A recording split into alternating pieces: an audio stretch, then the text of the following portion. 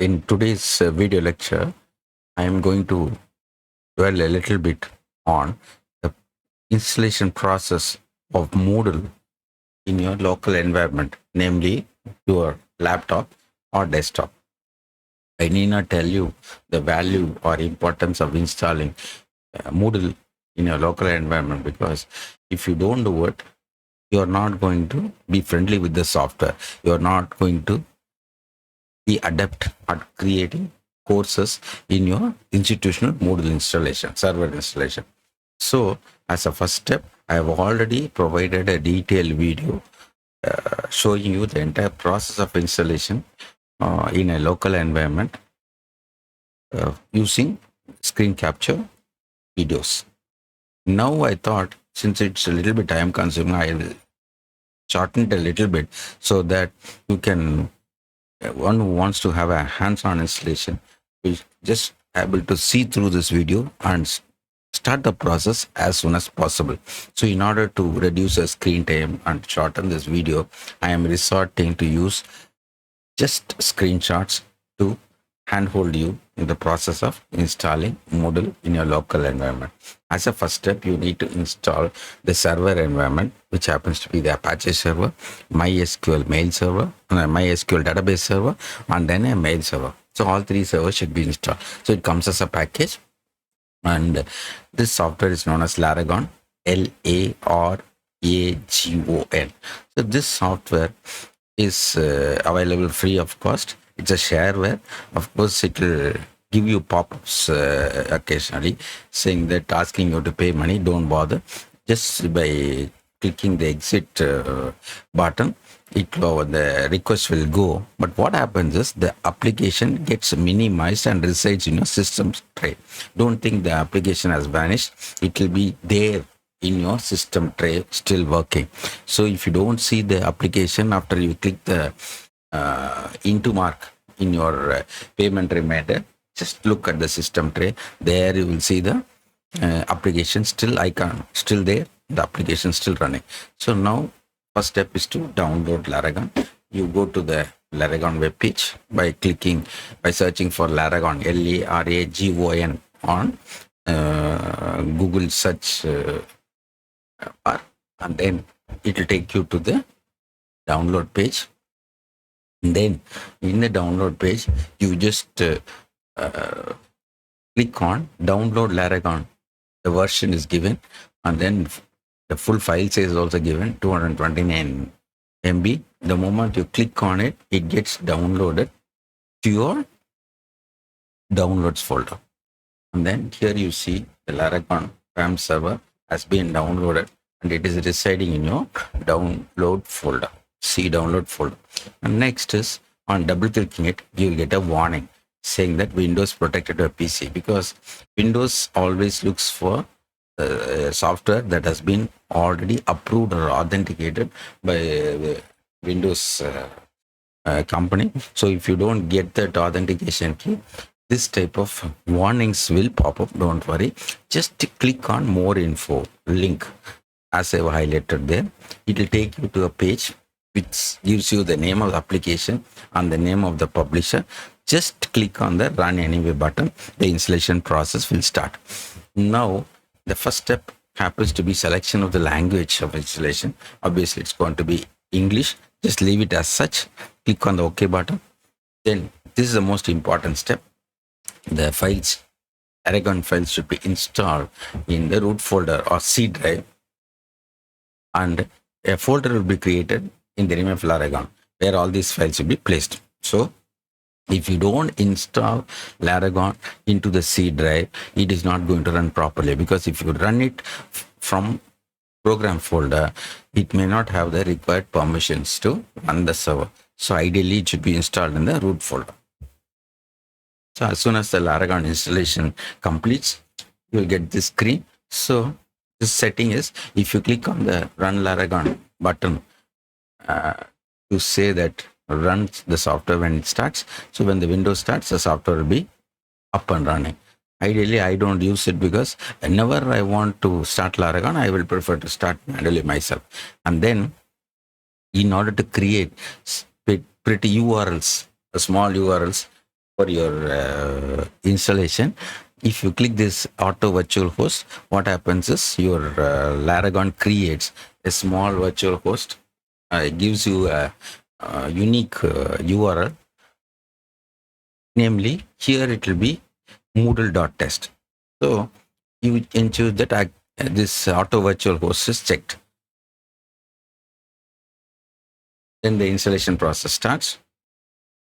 As soon as the installation is over, setup is finished. By default the run on Laragon button will be checked. Then on clicking the finish button, Laragon will start. Here you see all the three servers, Apache, MySQL, Mailpit, all of them are not running. If you click the start all button only, it will start to run. Now a brief introduction onto the various submenus listed under menu. These are all the submenus which is listed here. And then you need to install PHP MyAdmin, a small GUI software, a graphic user interface, to ensure that creation of database in the SQL server becomes easy. So normally SQL server, what it does is you need to have a command prompt. You type your command, a few command to create the database. For that to happen, many of you may find it a little bit difficult. So to ensure that it becomes user friendly, creating database in the MySQL server user friendly, you have this GUI running on top of SQL server. It's called PHP MyAdmin. Just go to tools, just go to quick add, and then click on PHP MyAdmin, which I have indicated by a yellow circle. Then here the installation of the PHP MyAdmin starts. As soon as the installation process is over, you are welcome to close the window. Then you need to check for the current operating PHP version. This can be easily seen by going to the menu. Under the sub menu, you can see drop down menu, you will see PHP listed there. Just go to PHP highlighted, you will get to see the version. The version currently which is even there is 8.3.26, which is actually enough for ideal for the Moodle installation to start. And next, this window is actually a server window, main server window, where you can start and stop and restart the servers. Here the servers are already running, all three. Just by clicking the stop button, you can stop, and then start all again. You can start. Just by it's a toggle switch. You click for starting, you click for stopping.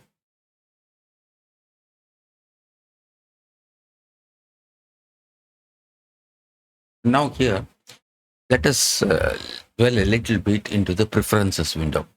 Here in the general preference, I have already told you during the installation process, you can give a setting to allow Laragon to start as soon as Windows starts. So ideally, I don't prefer that. If you want to system Laragon to be up and running on Windows boot, you can always check it. And then there is one box called Run Minimize. So if you check this Run Minimize, your Laragon software will be running. It will be running in a minimized way. That is, minimized means you won't be seeing the screen as such. It will be residing in your down below. It will be residing in your taskbar. It will be residing in your taskbar. Then document root can be changed. Ideally, the document root by default will be in the Laragon folder and listed under www. Again, data directory is again clearly shown. And then if you click the auto backup, the entire server backs up at various intervals, and ultimately the backup interval you decide to keep how many backups that is needed. If it's 8 or 9, ideally, the lesser it is, the lesser is the file size. If you click the auto update button, auto update setting, it will tell you if the bit update is available. You can always go ahead and update.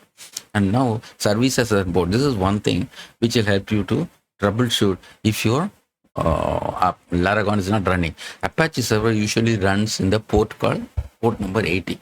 Supposing the port number 80 is taken over by other software like video conferencing software like Google Meet or Teams, your Apache won't find the space to run. So this port should be free. Supposing if 80 port is not free, if Apache complains that it's not running, the other application using the port, all you got to do is you can change the port number and then try running it. Then MySQL usually runs in 3306, and similarly, all the ports of various software, various servers are clearly mentioned. So I have not deliberately enabled SSL. So if people, that can be done in your server environment.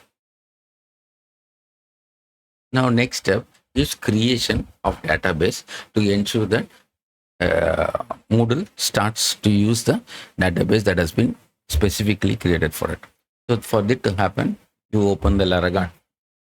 Inside the Laragon window, go to the menu, just go to the tools, and then you go to quick add. I mean, already we have added PHP MyAdmin. Since you have installed PHP MyAdmin, it will be listed in the tools. Just click on PHP MyAdmin link. This is actually the login screen of PHP MyAdmin. So kindly note, the user is root ROOT and password is nothing, nil. Now just click the button. Don't get daunted by this PHP MyAdmin interface. All you got to do is go to the user accounts, which I have circled in red. Just click on it. This will take you to this page. So in this page, you got to give a username for the user which you are going to create inside Moodle. So the username, I have given the username as Moodle to make it simple. Then password, desired password, I got to type twice. And then another important aspect is you need to create a database for the user. So all you can do is just place a check mark in front of create database with the same name and grant all privileges. So that will ensure that database named Moodle will be created for the user Moodle. And then you need to just global privileges, because we don't have time to troubleshoot privilege issues. So we'll first make it easy for the installation process, and then later we can do a security audit and start tightening the security. So we will first ensure global privileges. So just by check or place a tick in the check all button. So all this, ensure that all the buttons are glued and a tick box occurs inside them. This is where the thing stops. You just ensure that all these settings are as shown in the screenshot. Just click on the go button, which I've circled in red. On clicking the go button, Moodle database will be successfully created. You're seeing on the left side of the screen, database title Moodle has been created with the privileges which you see on the right side. So database has been created for Moodle. Now let us go to proper Moodle install. Now you need to go to the Moodle website, moodle.org. This is actually the landing page of Moodle website. And then on top of it, you get the download link. Just click on the download link. It will take you to the download page. Ideally, it is better for you to use or download the most current stable version. Here, currently, it happens to be 5.1 plus. So you download the zip file. Don't download the TGS file, because TGS file is used only for Linux. Then download the zip file. As soon as you click the download button, the Moodle file will be downloaded in a zip format into your downloads folder as shown here. Then click on the right click on the zip file and you extract it into a folder inside the download folder. As soon as the extraction process is done, just click on the folder contains in the extractor file. You will see another folder titled Moodle inside, which containing the relevant Moodle files. So you just select this folder, then copy this folder into C drive, Laragon, and WW. So you go to C drive, open up the Laragon folder, Inside the Laragon folder, you will be seeing various folders listed as shown in the screenshot. Click on the www folder. Ensure that you copy the Moodle folder to www folder. www folder happens to contain all the website resources. So you see the process of copying is over. The Moodle folder is residing inside Laragon www folder. And now it's time to start the installation process. And you first, now what you do is you stop and restart the Laragon.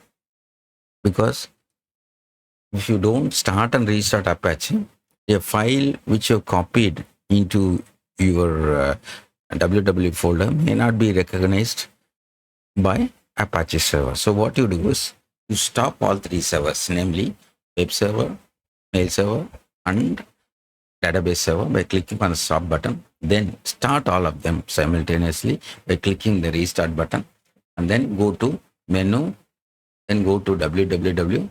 Then there will be a link as Moodle. Just click on that link. Your installation page will open. Just choose the language of your preference. Click next, and then this gives you the path the various files are residing. You need, it asks for your confirmation. You can confirm because these are all defaultly set. The Moodle directory is already set there. You have copied the Moodle file into www directory. That is what is shown. One new directory is going to be created called Moodle data, where the data files of the Moodle is going to be stored. So again, that will be created inside www folder by Moodle installation. Click next. It will ask you to confirm the database driver. So it is actually MySQL, which is already in the up and running. So it has recognized it and is listing MySQL server. Then click next. Here, this is an important page where you need to give the database credentials. The database host, leave it as localhost. Database name, we have already created a database in the name of Moodle, and then you have created a user named Moodle. Then ensure that the password which you have given during the process of creation of database is keyed in there. Don't bother about the table prefix and data port. Let it be default. Click on the next button, and then it takes you to the copyright notice. And after viewing the copyright notice, you can always click on the continuing button. And as soon as you continue, the server Moodle installer looks for the ideal settings, whether all the resources and all the settings are adequate or optimal for installation to progress. But anything which is here given in red should be addressed immediately. Otherwise, the installation will not progress. So in the first step here, you find PHP extension zip has not been enabled. So what we'll do is we need to enable the PHP extension called zip. So you go to again menu, then go to PHP and then click on extension. It will give you a list of extensions that are available. By clicking on the extension, you can enable the extension. So you look here, ideally on the right, you find the right bottom, you will find the zip setting there. I have circled it in red for your reference. Just click on it.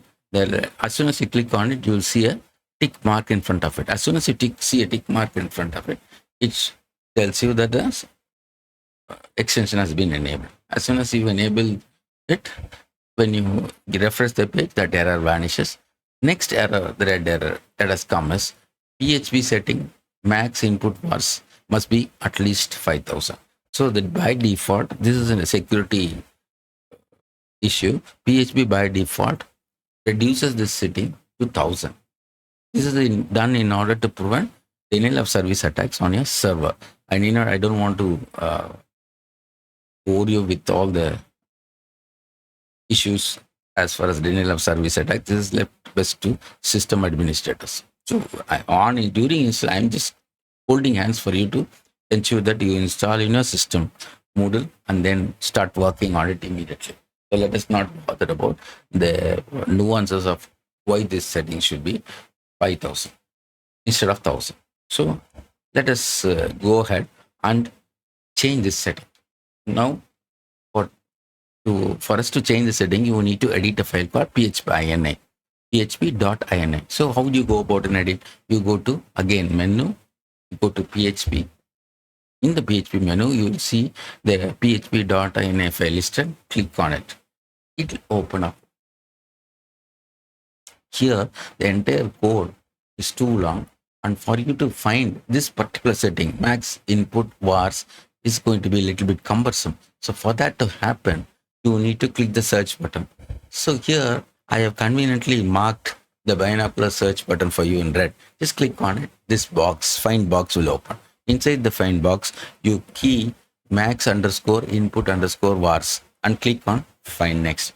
So what happens is it finds and highlights the setting. Here you see max input vars is given as 1000. So I'm going to change it as 10,000. So I've changed it in 10,000. And watch carefully.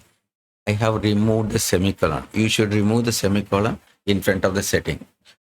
If you don't remove the semicolon in front of the setting, your change setting won't take effect. So I repeat again, you should remove the semicolon in front of the setting. And then to ensure that you save the changes by clicking on the save button. As soon as you refresh the page, before refreshing the page, I advise you, I implore on you to stop and restart the Laragon server. But if you don't do that, again the settings won't take effect. So you stop and restart the Laragon server and then refresh the page, the error will vanish, and then the installation process proper starts. And then as soon as the installation is over, it will be seamless from now on. The general username, administrator username needs to be keyed in here, the administrator credentials and the country of usage, origin. All these settings should be clearly entered. The password has a password rule which says that password should be at least 8 characters, should contain one digit, at least one lowercase or only one uppercase. All these things should be met.